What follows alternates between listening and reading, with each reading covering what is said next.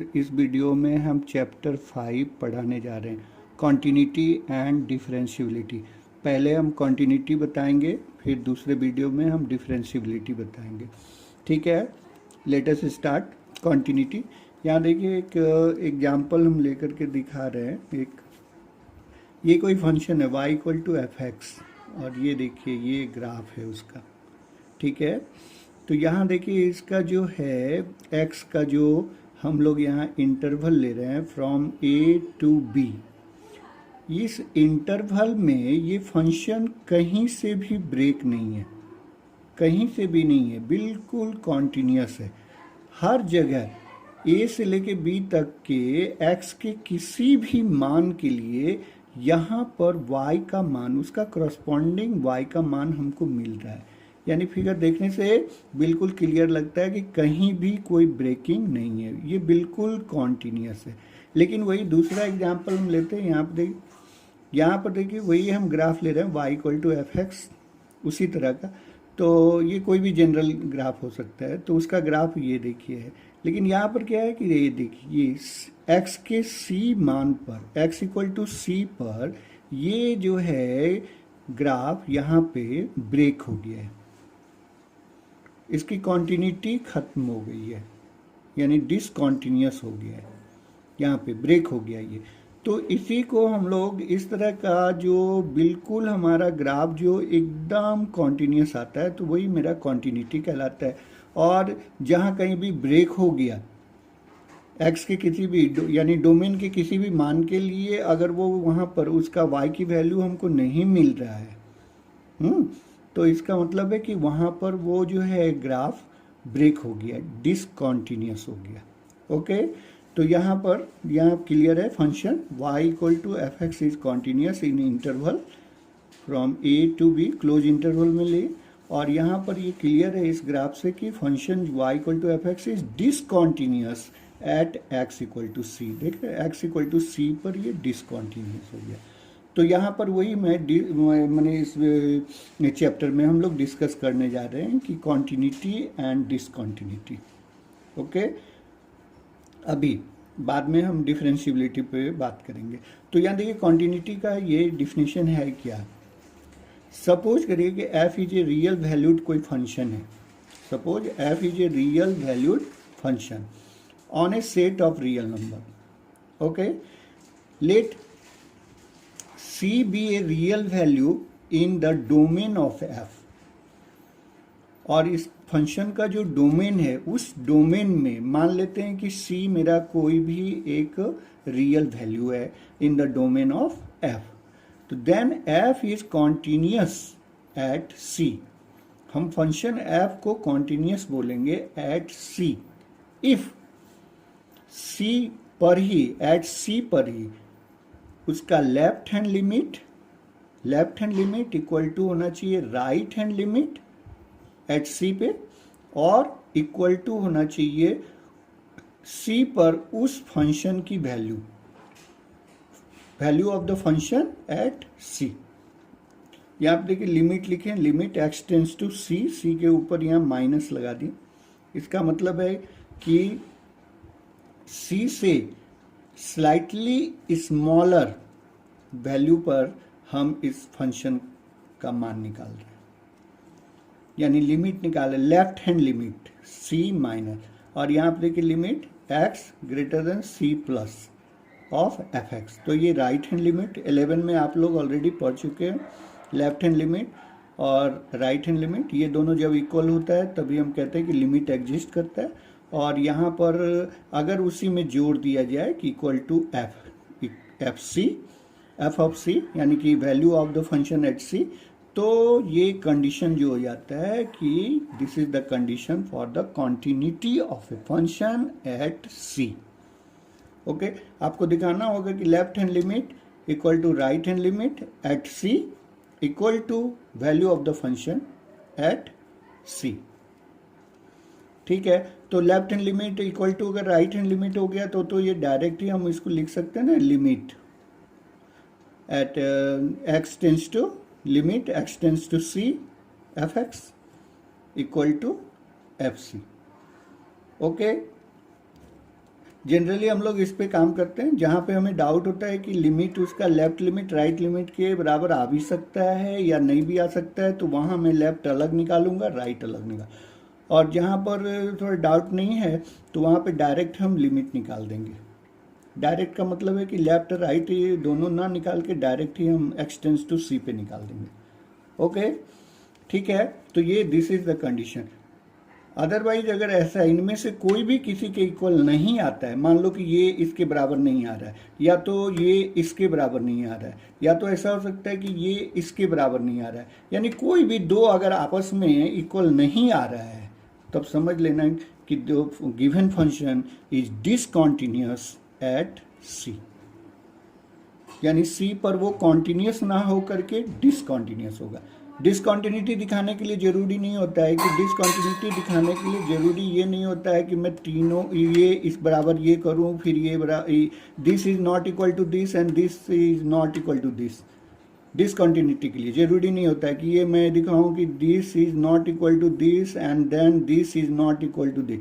No no, इसमें से कोई भी दो ठो दिखा देंगे कि इक्वल नहीं है तो वो हमारा डिसकॉन्टिन्यूअस हो जाएगा। ओके, लेकिन कॉन्टिन्यूटी की जहाँ तक बात होती है तो फिर ये तीनों हमें इक्वल दिखाना पड़ता है। ओके, इन दोनों के बदले तो हम डायरेक्ट यहाँ लिमिट ही ले लेते हैं उसका, नहीं तो अदरवाइज यहाँ पर जहाँ डाउट होता है वहाँ पर कि लेफ्ट राइट के लिमिट के बराबर आएगा कि नहीं आएगा, तो फिर मैं इसको निकाल करके दिखाता हूँ, है ना। ये ज़्यादातर वहाँ पर हमको काम करता है जहाँ पर देखते हैं कि c ग्रेटर देन पर फंक्शन कुछ और डिफाइन किया हुआ रहता है और c लेस देन c पे वो फंक्शन कुछ और डिफाइन किया हुआ रहता है, तब हम लेफ्ट राइट अलग अलग निकालते हैं। ओके, नोट में यहाँ याद रखिएगा कि if f is not continuous at c then we say f is discontinuous at c। अगर f c पे कॉन्टिन्यूस नहीं है तो इसका मतलब क्या हुआ, we say f is discontinuous at c। अगर कॉन्टिन्यूस नहीं है तो फिर वो डिसकॉन्टिन्यूस होगा and c is called the point of discontinuity of f। याद रखिएगा, इस अगर वो डिसकॉन्टिन्यूस है तो इसी c को हम लोग कहते हैं, आगे चल करके आपसे क्वेश्चन पूछा जाएगा, तो ये c को हम लोग कहते हैं point of discontinuity of function f। Okay, क्योंकि फाइंड करने के लिए बोलेगा find the point of discontinuity, तो आप समझ लेना कि वो सारा पॉइंट हमको निकालना है जहां पर कि वो कॉन्टिन्यूअस नहीं है। देखिए एक्सरसाइज 5.1 का ही क्वेश्चन नंबर 1 ले रहे हैं। यहाँ पर दिया है कि प्रूव दैट, फर्स्ट क्वेश्चन है, prove that function f x equal to 5x - 3 is continuous at x equal to 0 और x equal to -3 and x equal to 5। ये इसी को, ये फंक्शन जो हमारा दिया हुआ है, इसी फंक्शन को हमको 0 पे भी दिखाना है कॉन्टिन्यूअस, x इक्वल टू -3 पे भी दिखाना है continuous and x equal to 5 पे भी दिखाना है कॉन्टिन्यूअस। मैं इनमें से एक क्वेश्चन को बना के मैं दिखा देता हूँ। ये 3 क्वेश्चन हो गए, इनमें मैं केवल इसको बना के दिखा रहा हूँ, बाकी ये 2 आप खुद से कर लो। तो चलो हम लेते हैं एट x इक्वल टू -3 पे लेते हैं। तो देखो यहाँ पर कोई एक सिंगल फंक्शन डिफाइन है कि नहीं, तो ये आप चूंकि ये देखो याद रखना, पॉलिनोमियल फंक्शन जो होता है ना वो हमेशा कॉन्टिन्यूअस होता है, ऐसे भी याद रखना। तो लेकिन यहाँ पे मैं शो करके दिखाऊंगा, लेकिन ये पॉलिनोमियल फंक्शन तो कॉन्टिन्यूअस होगा, तो डायरेक्ट ही आप इसका लिमिट ले लो, लेफ्ट लिमिट राइट लिमिट लेने की जरूरत नहीं है। तो आप इसका लिमिट लो, x टेंस टू क्या लिखेंगे -3 ऑफ fx, और fx के बदले क्या रख देंगे 5x - 3। अब मैं क्या करूँगा इसमें कि डायरेक्ट ही, चूंकि इसका देखो डायरेक्ट वैल्यू रखने पर कोई ना कोई यूनिक तो वैल्यू आ ही जाएगा ना, इसका नॉट डिफाइन के जैसा तो है नहीं केस, तो डायरेक्ट ही -3 रख दो, x के जगह पर -3, तो ये मेरा -18 आएगा। ठीक है, नहीं तो फिर दूसरा तरीका ये है कि फिर आप क्या करना है, यहाँ पर इसके लिमिट को बदल देना h टेंस टू 0 पर, और जहाँ जहाँ x होगा वहाँ पर क्या करेंगे -3 + h कर देंगे और उसके बाद तब लिमिट ले लेंगे, जैसे 11 में करते थे, है ना। यहाँ पर चूंकि ये पॉलिनोमियल फंक्शन है तो इसलिए डायरेक्ट आप -3 रख दो, लिमिट निकल जाएगा। ओके, और अब इसकी वैल्यू निकालिए आप, इसकी वैल्यू फंक्शन का, तो देख रहे हैं कि f ऑफ 3 अब मैंने f ऑफ -3 निकालेंगे, f ऑफ -3, तो x के जगह पर जब -3 रखेंगे तो यहाँ भी रखना होगा -3, तो हम निकाल रहे 5 × -3 -3 इंटू में -3 फिर -3 इक्वल टू -18। अब देख रहे हैं कि ये लिमिट जो हम लोग निकाले x टेंस टू -3 पर और इस फंक्शन की वैल्यू जो फाइंड कर रहे हैं -3 पर, ये दोनों आपस में इक्वल आ रहे हैं। Since limit at x tends to -3 of fx equal to value of the function at x equal to -3, तो ये दोनों आपस में इक्वल आ रहे हैं। So therefore f is continuous at x equal to -3। उसी तरह सिमिलरली आप इसी प्रकार से इसी ढंग से आप 0 पे भी कर लो, 5 पे भी कर लो। ओके, फिर यहाँ पे देखो क्वेश्चन नंबर यहाँ पर है क्वेश्चन 3। क्वेश्चन नंबर सेकेंड हम छोड़ दिया, वो आप इजी है, अपने से बना लीजिए। एक्सरसाइज 5.1 का question number 3, examine the function for the continuity. अब इस 3 नंबर क्वेश्चन में 4 सवाल है, तो 4 सवाल है, तो उसमें हम पहला सवाल जैसे 3a हम बना रहे हैं। एफ एक्स इक्वल टू क्या है, x माइनस 5। तो as clear from this function, चूंकि ये मेरा क्या है, पॉलिनोमियल फंक्शन है ना, तो पॉलिनोमियल फंक्शन जो होता है ना, पूरे रियल नंबर के लिए डिफाइन होता है, वो पूरा का पूरा उसका डोमेन जो होता है ना, वो सेट ऑफ रियल नंबर होता है। तो हम कह सकते हैं कि it is clear that function F is defined for all real value of x. मन में सोच के देखो, कोई भी तुम्हें ऐसा एक्स की वैल्यू कोई भी ऐसा नहीं मिलेगा तुम्हें जो कि हम रियल मान यहाँ पे रख दें एक्स की जगह पर, तो ये नॉट डिफाइन हो जाएगा। नहीं, for all value of for all real value of X this function is defined. हर एक के लिए कुछ ना कुछ यूनिक वैल्यू हमको मिलेगा, ठीक है। अब क्या करते हैं कि मान लीजिए कि चलिए कोई रियल नंबर, रियल वैल्यू में से ही हम लोग कोई लेट कर लेते हैं कि x इक्वल टू सी, ये रियल वैल्यू है। ओके, तो मैं इसी c पे दिखाऊंगा कि इसका लिमिट जो है वही आ रहा है जो इस फंक्शन की वैल्यू आ रहा है, ठीक। तो पहले मैं लिमिट निकालता हूँ, limit x tends to c of F x. तो फिर एफ एक्स की जगह पर मैं ये फंक्शन रख दूंगा x minus 5 x tends to c पे, और इक्वल टू हो जाएगा। तो यहाँ पर x की जगह पर क्या रखेंगे, c। लिमिट निकालते समय x की जगह पर रख देंगे c, तो ये c माइनस 5 हो जाएगा, है ना, ठीक। फिर अब वैल्यू अगर निकाले तो इसका f ऑफ c निकाले तो यहाँ पर भी c रखेंगे, तो c माइनस 5। तो देखो ये दोनों इक्वल आ गया कि नहीं। तो लिमिट इसका जो है at x tends to c पर, उसकी value function of the value, function का जो वैल्यू है c पर, वो इक्वल आ रहे हैं। इसका मतलब है hence f is a continuous at every real value, so therefore f is continuous function. Okay, फिर यहाँ पर देखिए थर्ड का ही बी क्वेश्चन है, एफ एक्स इक्वल टू है 1 अपॉन एक्स माइनस 5। तो as clear from this function is not defined for x equal to 5। अगर x का मान यहाँ 5 रख दोगे तो 1/0 हो जाएगा, तो नॉट डिफाइन हो जाएगा, तो हम 5 नहीं ले सकते। तो यानी डोमेन इसका क्या है, सेट ऑफ रियल नंबर होगा, set of real number except 5 is x is not equal to 5 हम नहीं ले सकते इसका, ठीक है। तो इसके डोमेन में हमको दिखाना है कि ये कॉन्टिन्यूअस फंक्शन है, ठीक है। जब भी फंक्शन की कॉन्टिन्यूटी चेक करना होता है ना, तो वो उसके डोमेन में हम लोग देखते हैं, उसके डोमेन जो हैं उस डोमेन में हम चेक करते हैं कि वो कॉन्टिन्यूअस है कि डिसकॉन्टिन्यूअस है। तो पहले हमने इसका डोमेन फाइंड कर लिया कि डोमेन जो इसका आएगा वो x नॉट इक्वल टू 5 आएगा, ठीक है ना। तो फॉर एनी रियल वैल्यू आप ले रहे हैं, कोई भी रियल वैल्यू हम ले रहे हैं c, जो कि 5 के इक्वल नहीं है। ओके, तो फिर इसका लिमिट निकालेंगे, limit x tends to c पे of F x is limit x tends to c 1 upon x minus 5, और x की जगह पर क्या करेंगे, c पुट कर देंगे, तो ये लिमिट निकल गया 1 अपॉन c माइनस 5। ओके, फिर इसकी वैल्यू निकालते तो f ऑफ c निकालेंगे, तो फिर 1 upon c minus 5, as c is not equal to 5, तो 1 अपॉन c माइनस 5। ओके, तो ये दोनों देखो इक्वल हो गया कि नहीं, इसका लिमिट जो है उसके वैल्यू के इक्वल हो गया at x equal to c। इसका मतलब क्या हुआ, hence f is continuous function at every point in its domain, therefore f is a continuous function, ठीक है।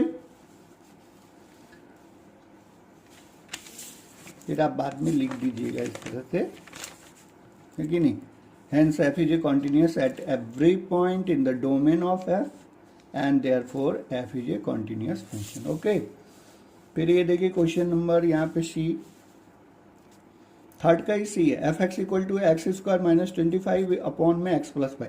तो फिर इसका देखिए डोमेन क्या होगा, सेट ऑफ रियल नंबर होगा, लेकिन but x is not equal to -5। यहाँ पे एक्स का मान -5 आप नहीं रख सकते हो, क्योंकि एक्स इक्वल टू -5 के लिए ये डिफाइन नहीं होगा, फिर नीचे 0 आ जाएगा। तो यहाँ पर आप अपने मन से इसका डोमेन लिख दीजिएगा कि एक्स जो है -5 के इक्वल नहीं है। फॉर एनी रियल नंबर फिर हम चूज कर लेते हैं, for any real number C हम चूज करते हैं, रियल नंबर में से कोई भी आर्बिट्री रियल नंबर हम सी चूज कर ले रहे हैं जो कि -5 के इक्वल नहीं है।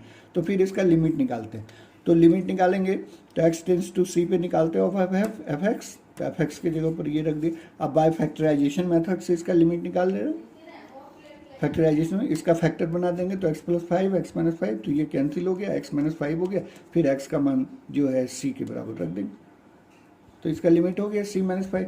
अब इसकी वैल्यू अगर फाइंड करें एफ ऑफ सी, तो फिर यहाँ से क्या आ जाएगा हमारा c² - 25 अपॉन c + 5। तो हम यहाँ लिख सकते हैं as c is not equal to -5, c का मान तो -5 है नहीं, इसलिए मैं इसको लिख सकता हूँ ऐसा c² - 25 अपॉन c + 5, फिर फैक्टर इसका बना करके आप कैंसिल कर दो, c - 5 आ गया। तो लिमिट भी देख रहे हो c - 5 है, और इसका जो वैल्यू निकाल रहे हैं वो भी मेरा c - 5 है, तो ये दोनों आपस में इक्वल हो जाने की वजह से हम क्या लिखेंगे यहाँ पर, सो therefore f is a continuous at every point in the domains of f। ये बात हमको कहना जरूर, इन द डोमेन ऑफ f, जो डोमेन है उस डोमेन की बात मैं कर रहा हूँ, उसमें वो कॉन्टिन्यूअस होगा, and therefore F is a continuous function. Okay, अब देखिए क्वेश्चन नंबर वही थर्ड का डी नंबर है ये क्वेश्चन। यहाँ पर एफ एक्स इक्वल टू क्या लिखा हुआ है, मॉड ऑफ x - 5। तो मॉड को पहले डिफाइन कर लीजिए, तो ये पूरा जो मॉड के अंदर जो चीज है वो उसमें नेगेटिव हम लगा देते हैं और कंडीशन लिखते हैं, ये अंदर में जो भी है मॉड के अंदर वो लेस देन 0। ये तरीका होता है ना मॉडुलस फंक्शन को डिफाइन करने का, कि ये जो है ना, ये मॉड के अंदर जो कुछ भी है उसमें आप नेगेटिव लगा दो और कंडीशन यहाँ लिखो कि इफ ये पूरा का पूरा अंदर में जो भी है लेस देन 0। तो इसमें माइनस लगा देंगे तो क्या होगा, 5 पॉजिटिव हो जाएगा और x नेगेटिव हो गया, तो इक्वल टू 5 - x, यानी कि मॉड ऑफ x - 5 को हम लिखेंगे 5 - x। इफ क्योंकि यहाँ x - 5 लेस देन 0 है, तो इस -5 को इधर कर दिए राइट साइड में, तो x लेस देन 5 हो गया, यानी x लेस देन 5 पर ये fx जो होगा, जो कि मॉड ऑफ x - 5 है, वो इक्वल टू होगा 5 - x के। ओके, फिर पूरा का पूरा मॉड के अंदर जो भी है पॉजिटिव में लिख दीजिए आप, और कंडीशन लगा दीजिए ये कि ये x - 5 जो अंदर में है वो greater than equal to 0। Okay, तो ये 5 को -5 को इधर कर देते तो क्या हो जाएगा, x ग्रेटर देन 5, यानी पूरा का पूरा ये लिखाएंगे पॉजिटिव में लिखेंगे और कंडीशन दे देंगे x greater than equal to 5। Okay, और यहाँ पे लेस देन 5 पे ये नेगेटिव ऑफ दिस होगा, जो कि हम लिख सकते हैं 5 - x। तो मॉडुलस को आप इस तरह से डिफाइन कर लीजिए, याद रखिएगा, ठीक है ना। और डिफाइन करने के बाद अब क्लियर देख रहे हैं कि x लेस देन 5। और एक चीज़ बता दें कि ये मॉडुलस को डिफाइन करते समय आप ये इक्वल टू का साइन आप यहाँ भी डाल सकते हो, कहीं इन दोनों में कहीं एक जगह डालना है, या तो यहाँ पर, हाँ, और या तो यहाँ, दोनों जगह नहीं डालना है। तो ये क्लियर है, देखिए x लेस देन 5 पे भी ये फंक्शन डिफाइन हो रहा है। x का कोई भी मान, अगर x लेस देन 5 पे कोई भी मान रखिए, हमेशा एक यूनिक मान मिलेगा हमको, और x इक्वल टू 5 और ग्रेटर देन 5 पे भी ये हमारा डिफाइन है। इसका मतलब क्लियर है कि it is clear that f is defined for all real numbers. तो फिर मैं लेट कर लूँ, लेट c भी है रियल नंबर। अब यहाँ पे c को जब आप रियल नंबर मानोगे ना, तो मानने पर आप देखिए इसमें 3 केसेस एराइज होंगे, यानी कि पूरे जो नंबर लाइंस होते हैं उनको आप 3 डिजॉइंट इंटरवल्स में जो है आपको उसमें कन्वर्ट करना होगा। एक इंटरवल आपको इस तरह से लेना होगा x लेस देन 5 पे, एक इंटरवल लेना होगा x ग्रेटर देन 5 पे, और एक पॉइंट लेना होगा x इक्वल टू 5। यानी 3 कंडीशन यहाँ पे राइज करें। एक पहला जब c लेस देन 5 होगा, दूसरा जबकि वो c इक्वल टू 5 होगा, और तीसरा जो है c ग्रेटर देन 5 होगा। क्योंकि इसको नंबर लाइन को हमें डिजॉइंट जो कह रहे हैं वो इंटरवल में उसे तोड़ना जरूरी है, क्योंकि अगर उसको ब्रेक नहीं करेंगे, क्योंकि ये देख रहे हैं 5 पे ही ये फंक्शन जो है अलग तरह से डिफाइन हो रहा है 5 पे ही। जब तक लेस है 5 तो ये मैं डिफाइन कर रहा हूँ, जब ग्रेटर है 5 या इक्वल है 5 तो फिर मैं ये डिफाइन कर रहा हूँ। इसलिए पूरे जो रियल नंबर है उसको इस तरह से हमको ब्रेक करना होगा, एक c लेस देन 5 और c इक्वल टू 5 और ग्रेटर देन 5। ओके, तो केस नंबर 1 लेते हैं, c लेस देन 5। ओके, तो c लेस देन 5 जब, यानी c का मान जब 5 से छोटा है तो उस समय तो ये फंक्शन क्या है 5 माइनस एक्स, 5 माइनस एक्स। तो f ऑफ c जब लिखेंगे यहाँ पर f ऑफ c, तो मैं लिखूंगा 5 माइनस c। केस यहाँ मेरा है c लेस देन 5, तो एफ सी जो लिखा है c less than x less than 5 पे ये फंक्शन डिफाइन है f x equal to 5 minus x, तो एफ सी इक्वल टू लिखेंगे 5 माइनस सी। ओके, अब मैं इसका लिमिट निकाल लेता हूँ, limit F of X tends to C. तो यहाँ देख रहे हैं कि जब c का मान लेस देन 5 है तो उस समय फंक्शन मेरा क्या डिफाइन है 5 माइनस एक्स, तो यहाँ मैं लिखूंगा 5 माइनस एक्स, और फिर मैं इसका लिमिट लेने के लिए x का मान c रख दूंगा, तो ये 5 माइनस सी आ गया। देखो ये दोनों इक्वल आ गए, वैल्यू भी और उसका लिमिट भी।